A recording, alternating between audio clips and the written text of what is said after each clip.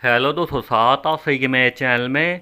दोस्तों, इस वीडियो में इंपॉर्टेंट क्वेश्चन के साथ में आप सभी को आंसर भी बताऊंगा, जितने भी फिफ्थ सेमेस्टर बीए प्रोग्राम वाले बच्चे हैं और जिनके पास डिसिप्लिन में एजुकेशन का सब्जेक्ट है।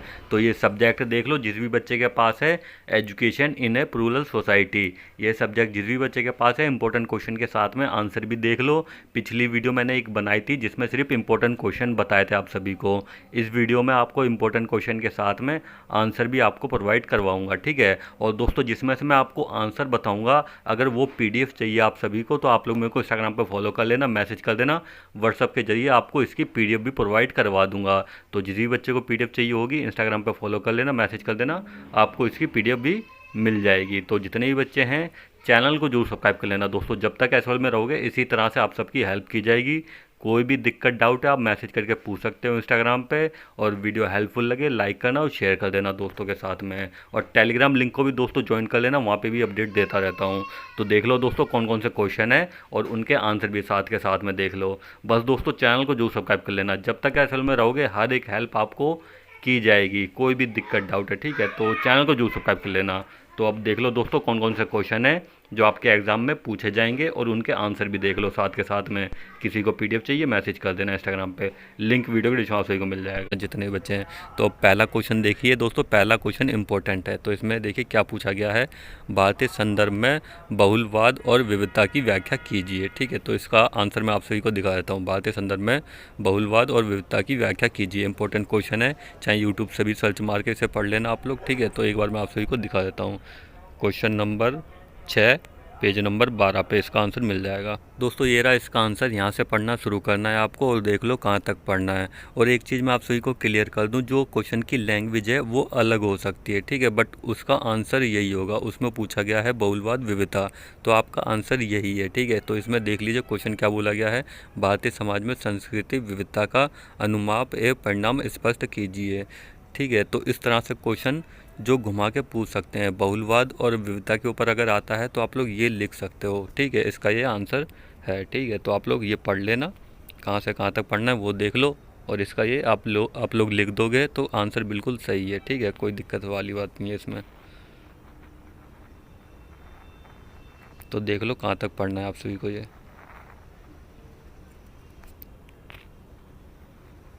थोड़ा बड़ा इसका आंसर है, तो आप लोग ये ज़रूर पढ़ लेना, ठीक है। चाहे अगर आप यूट्यूब से भी पढ़ना चाहते हो, यूट्यूब से सर्च मार के बहुलवाद और विविधता, वो भी आप लोग पढ़ सकते हो, ठीक है। अगर अगर किसी बच्चे को पीडीएफ चाहिए मेरे को मैसेज कर देना इंस्टाग्राम पे, तो मैं इसकी ये पीडीएफ भी प्रोवाइड करवा दूंगा, ठीक है।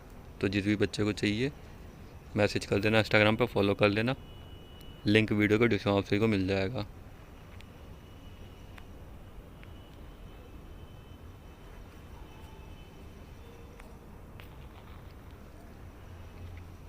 दोस्तों ये पहला क्वेश्चन है, इम्पोर्टेंट है आप सभी के लिए, ठीक है, इसे ज़रूर पढ़ना है आपको। जिनका भी एजुकेशन का एग्ज़ाम है 14 तारीख को।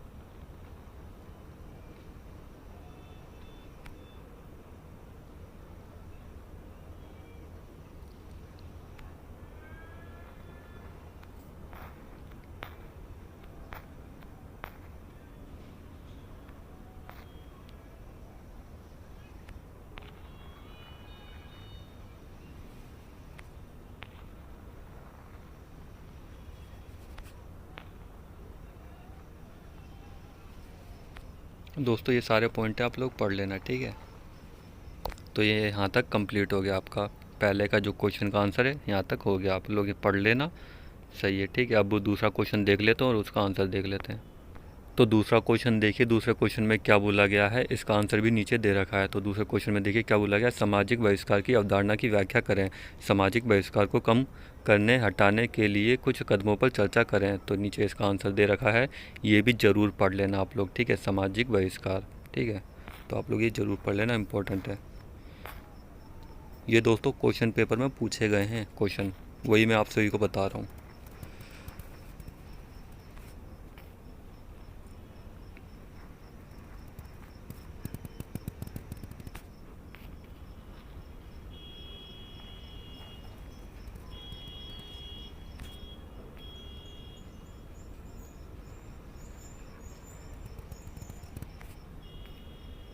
किसी बच्चे को पीडीएफ चाहिए, मेरे को इंस्टाग्राम पर फॉलो कर लेना, मैसेज कर देना, व्हाट्सएप के जरिए पीडीएफ प्रोवाइड करवा दूंगा आप सभी को।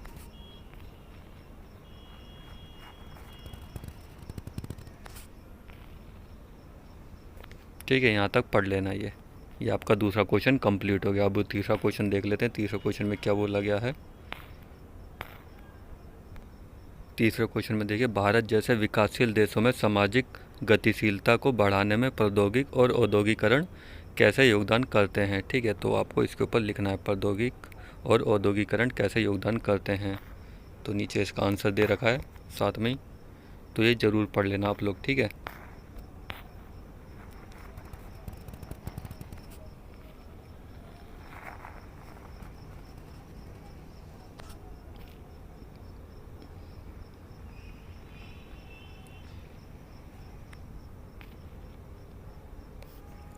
तो ये यहाँ तक कंप्लीट हो गया आपका तीसरे का।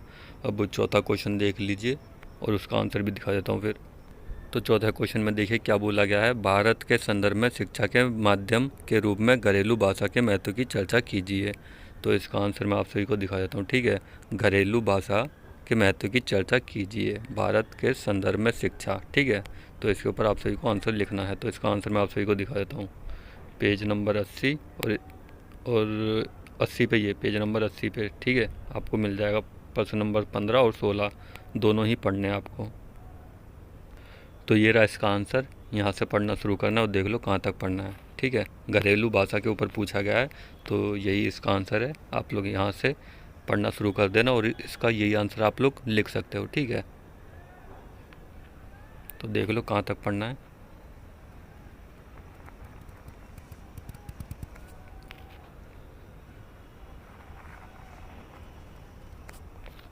ठीक है, यहाँ तक पढ़ लेना और नीचे वाला भी ये भी पढ़ना है, ठीक है, घर की भाषा।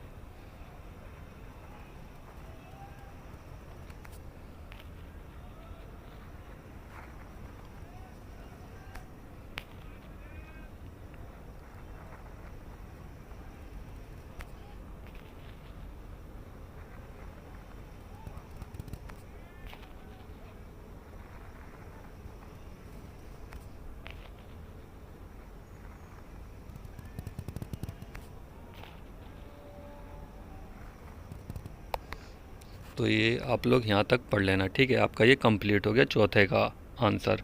अब पांचवा क्वेश्चन देख लेते हैं, फिर उसका आंसर दिखा देता हूँ।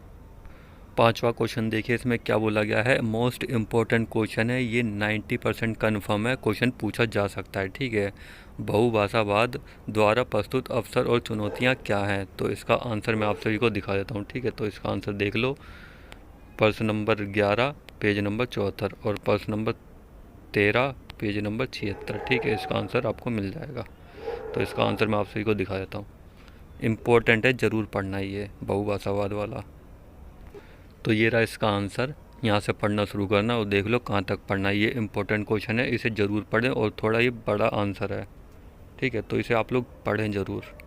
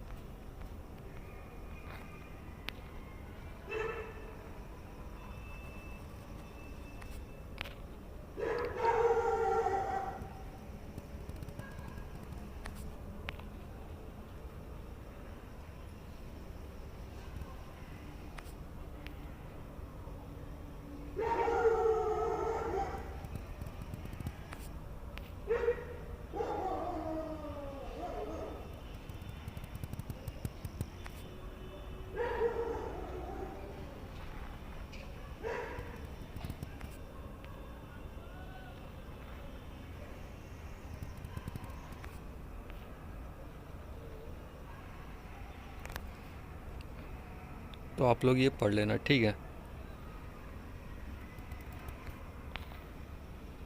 ये वाला भी पढ़ना है आपको, ठीक है, ये यहाँ तक पढ़ लेना, और ये वाला भी क्वेश्चन आपको पढ़ना है।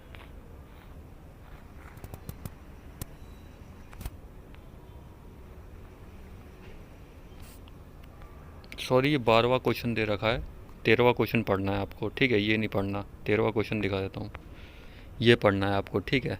एक संसाधन के रूप में बहुभाषिकता का वर्णन करें।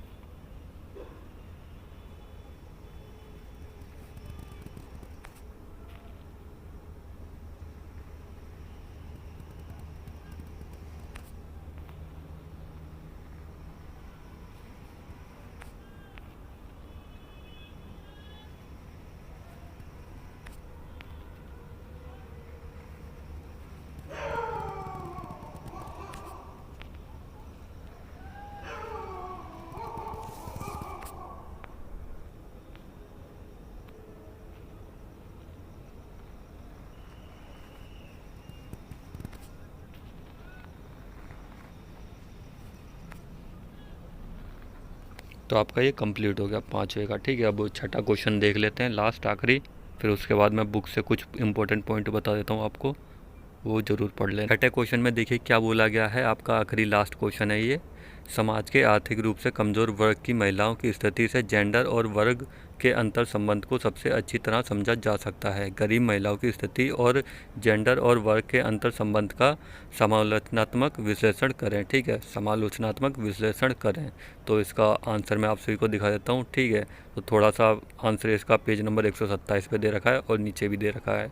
तो पहले पेज नंबर 27 पे देख लेते हैं इसका आंसर। तो ये रहा इसका आंसर, यहाँ से पढ़ना शुरू करना है और देख लो कहाँ तक पढ़ना है। दोस्तों जैसा कि मैंने बताया है, क्वेश्चन की लैंग्वेज अलग हो सकती है, बट आंसर आपको वही लिखना होगा, ठीक है। तो आप लोग ये पढ़ना शुरू कर देना यहाँ से और देख लो कहाँ तक पढ़ना है।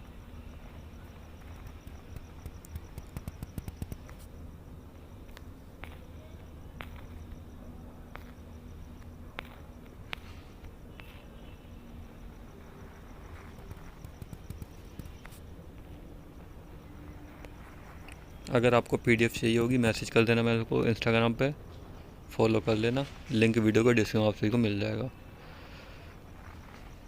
तो आपका ये कंप्लीट हो गया, ठीक है। तो आपका ये आंसर कंप्लीट हो गया यहाँ तक, और छठे का थोड़ा सा और है। उसके बाद आप लोग ये भी ज़रूर पढ़ना, ठीक है, जोड़ें वर्ग और जेंडर संबंध, ये भी आप लोग ज़रूर पढ़ना, जेंडर का संबंध।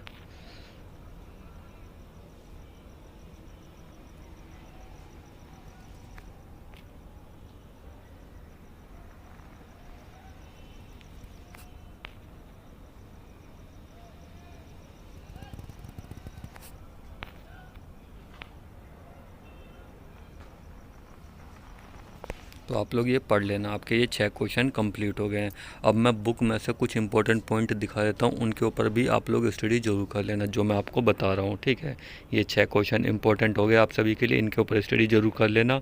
और कुछ बुक से इंपॉर्टेंट पॉइंट आप सभी को बता देता हूँ क्या क्या आपको पढ़ना है। तो यहाँ पे देखिए और कौन कौन से पॉइंट है जो आपको स्टडी करने हैं। तो पहला ये पॉइंट आप लोग जरूर पढ़ लेना, ये जो आपका पहला क्वेश्चन था बहुलवाद और विविधता, ये उसी के बेस पे आंसर दे रखा है, तो ये वाला भी जरूर पढ़ लेना, ठीक है। बहुलवाद और विविधता अगर पूछता है तो आप लोग ये भी लिख सकते हो, ये आंसर भी लिख सकते हो। तो इसमें देखिए क्या बोला गया है, विविधता और समावेश के संबंध में संवैधानिक प्रबंधन, तो ये भी आप लोग ज़रूर पढ़ लेना। देख लो कहाँ तक पढ़ना है, आपका ये पहला पॉइंट हो गया।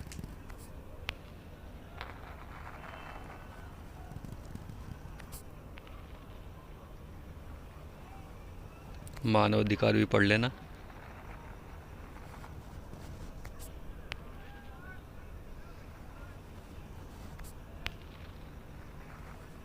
अच्छी शिक्षा, अच्छी सामाजिक समझ, तो ये ज़रूर पढ़ लेना यहाँ तक, ठीक है। ये आप लोग ज़रूर पढ़ लेना। बहुलवाद और विविधता के ऊपर पूछता है तो ये भी आप लोग लिख सकते हो, ठीक है। अब नेक्स्ट पॉइंट देख लेते हैं। दूसरा पॉइंट ये हो गया दोस्तों, इम्पोर्टेंट है, राष्ट्रीय शिक्षा नीति 2020, ये भी ज़रूर पढ़ना आप लोग। ठीक है, राष्ट्रीय शिक्षा नीति 2020।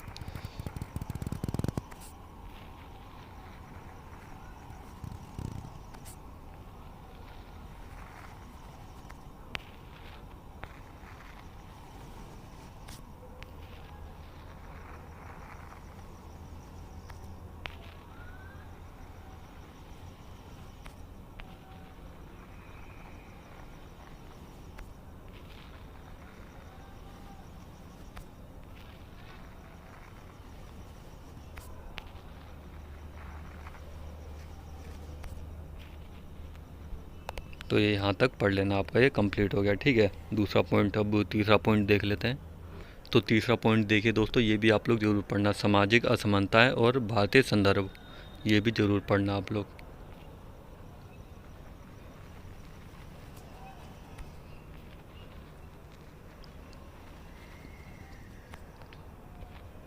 ठीक है, ये यहाँ तक हो गया।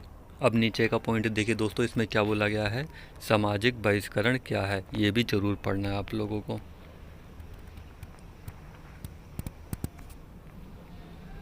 ये आपका चौथा पॉइंट हो गया, सामाजिक बहिष्करण।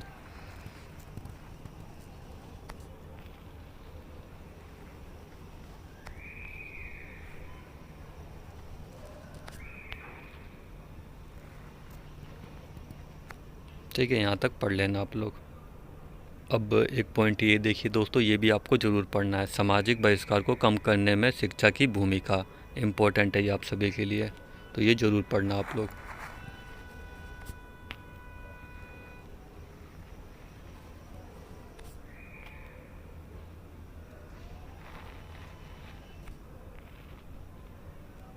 ठीक है, तो ये कंप्लीट हो गया यहाँ तक। अब नेक्स्ट पॉइंट देख लेते हैं।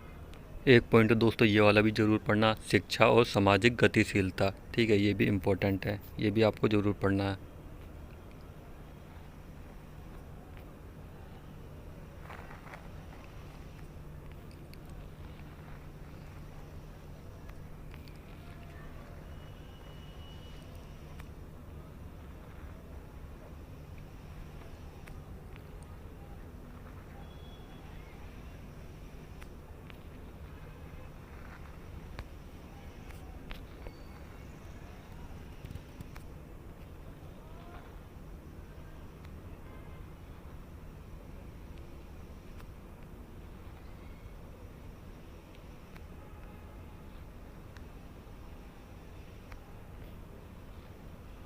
तो आपका ये कंप्लीट हो गया। ठीक है, अब नेक्स्ट पॉइंट देख लेते हैं।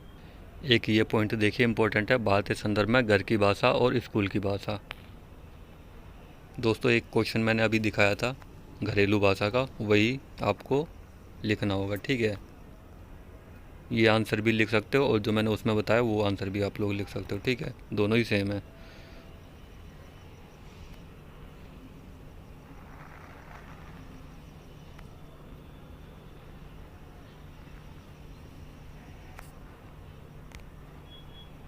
ठीक है, यहाँ तक पढ़ लेना आप लोग। एक ये वाला पॉइंट भी ज़रूर पढ़ना, बच्चों की बातचीत है बहुभाषिकता। ठीक है, तो ये भी ज़रूर पढ़ना है आपको। दोस्तों इसके ऊपर क्वेश्चन भी पूछा गया है, जैसा कि मैंने अभी आपको आगे वीडियो में दिखाया है।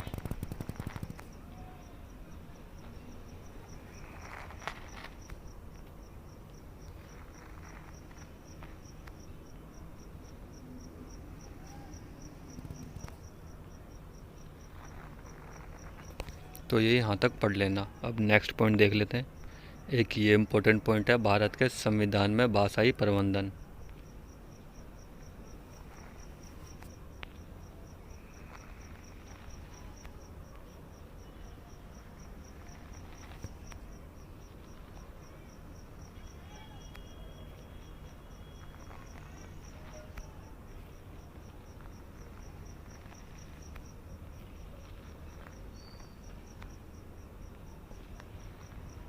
ये वाला भी ज़रूर पढ़ना है।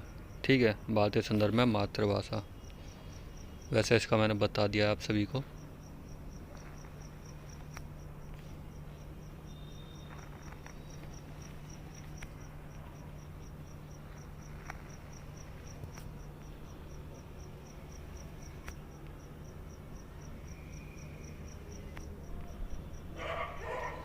ठीक है, यहाँ तक ये पढ़ लेना। एक ये वाला पॉइंट भी ज़रूर पढ़ लेना, ठीक है। भारत में बहुभाषावाद के संबंध में भाषा नीति की क्या भूमिका है, ठीक है। भाषा नीति की क्या भूमिका है, तो ये ज़रूर पढ़ लेना आप लोग।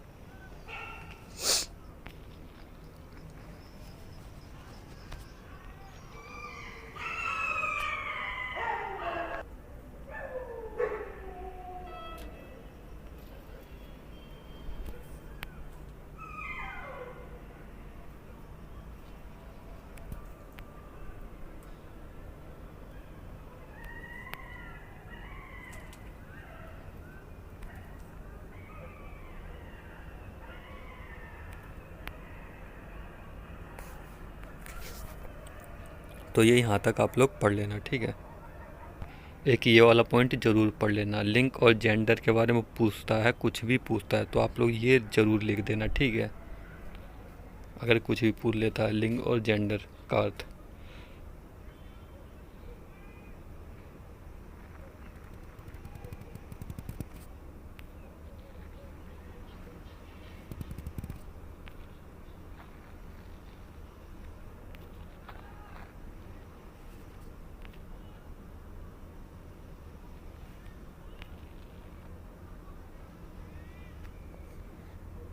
तो ये यहाँ तक पढ़ लेना। एक ये वाला पॉइंट भी ज़रूर पढ़ना दोस्तों, जेंडर वाला चैप्टर है, आपको ज़रूर स्टडी करना है। इसमें से एक क्वेश्चन ज़रूर है, पूछा जाएगा, ठीक है। जेंडर समाजीकरण और जेंडर पहचान के सिद्धांत, ये भी ज़रूर पढ़ना आप लोग।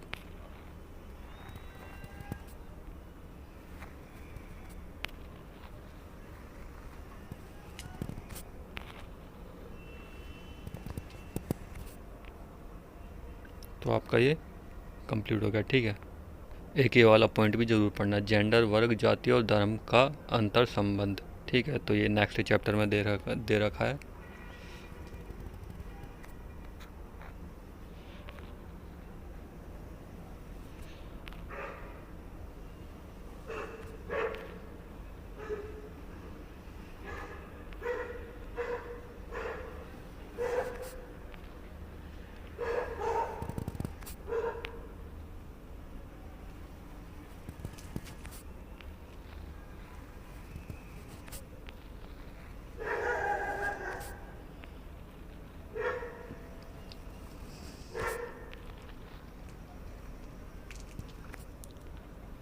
वर्ग और जेंडर का अंतर संबंध।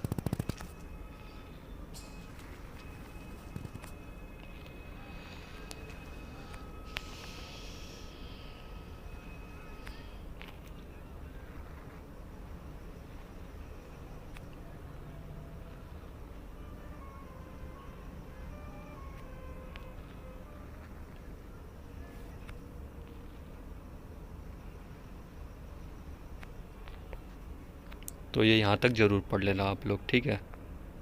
ये लास्ट पॉइंट है, ये वाला भी ज़रूर पढ़ लेना आप लोग, ठीक है। लिंग, वेद और स्कूल।